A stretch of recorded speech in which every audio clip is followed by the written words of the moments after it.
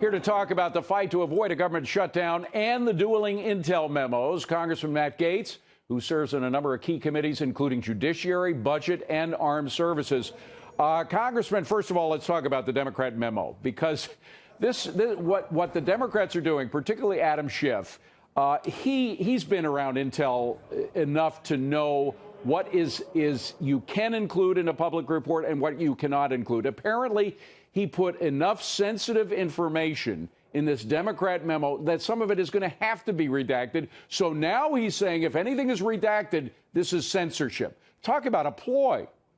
Well, you're absolutely right, David, and I am tired of Adam Schiff and other Democrats playing games with our intelligence and with the processes that we have to rely on for meaningful investigations. Here you've got a circumstance where clearly the Democrats have chalked this memo full of sources and methods that would hurt the American people if they were exposed. And so, of course, the president is going to have to redact some of that information. But I don't know how Adam Schiff has any credibility left with the American people. Remember, David, when he told us that the release of the Nunes memo would disclose all sources and methods? That turned out to be a complete lie. He accused Devin Nunes of unethical conduct. Devin Nunes was totally cleared. And then Schiff also made the accusation that we changed the memo before giving it to President Trump. He's not even making that argument anymore. So time and again, he's proven uncredible. And honestly, we've got to move past the partisanship on this issue so that we can have consequences for the people who did bad good luck. things. All I can say is, look, the fact is that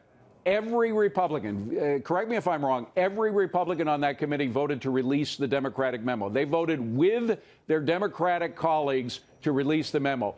At the same time, every single Democrat voted against releasing the Republican memo. How do you find bipartisanship in that?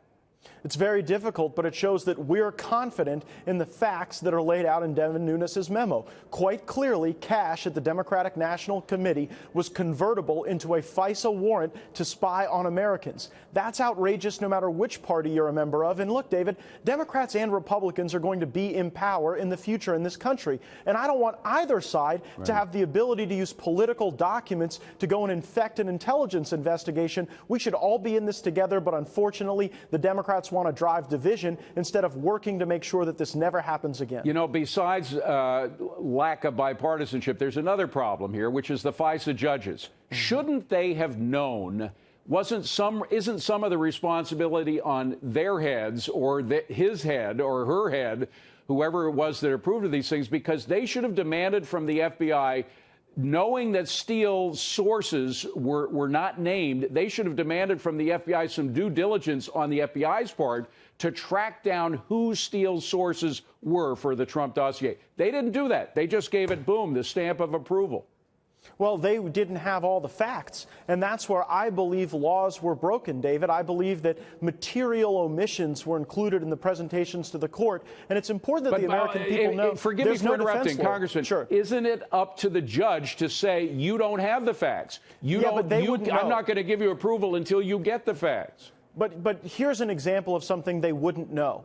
How would a judge in a FISA court know that the FBI had terminated Christopher Steele, had actually fired him and refused to pay him because they deemed him uncredible after he was leaking to the media? That was something that happened. The FBI and the Department of Justice knew it happened, and then they went and sought renewals before judges without telling them. So I'll concede your point that there may have been some circumstances where there could have been more thorough review, but there was clear evidence of concealment of the very fact that Christopher Steele, who wrote the dossier, was deemed uncredible by the people then presenting that dossier seeking a renewal of the FISA warrant while Donald Trump was president of the United States. I just think it's far too easy to spy on Americans, regardless of who's in power and regardless of how much prejudice there is. We have to straighten out the prejudice. That cannot be allowed in justice or the FBI, but also the FISA judges have to be looked at very quickly, Congressman.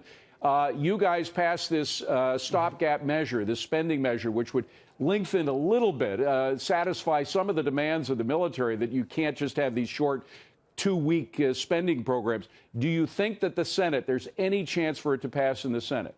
Well, here's the question for the Senate. Will they liberate our military from the partisanship and brinksmanship of Washington? I fear that they won't. I'm concerned about that, but this is the Senate's chance. Let's take our troops, fund them, give them what they need to train and prepare and fight and win downrange, and then we can fight about the rest of the stuff after. I think we ought to put our troops first. That's what the House has consistently done, and I wish we had a willing partner in the Senate, but I'm not optimistic. And by the way, you did have 17 Democrats that voted with the majority to pass this thing. So we'll see. Matt Gaetz, thank you very much for being here. We appreciate it.